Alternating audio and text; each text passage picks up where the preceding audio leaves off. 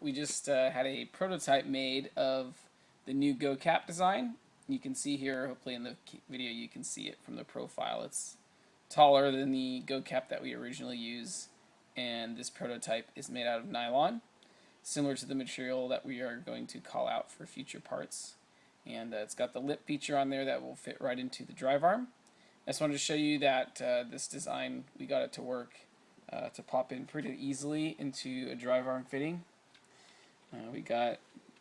It slides in and then takes a little bit to just pop it in at the end, but then it rotates, but there's no play, axially, if you will. It's in there pretty tight, and then it is also able to be popped out pretty easily. Anyways, just wanted to give you a quick update and let you know that we have this checked out, and just want to get some more information about getting a quote on tooling and stuff for this part. Thanks.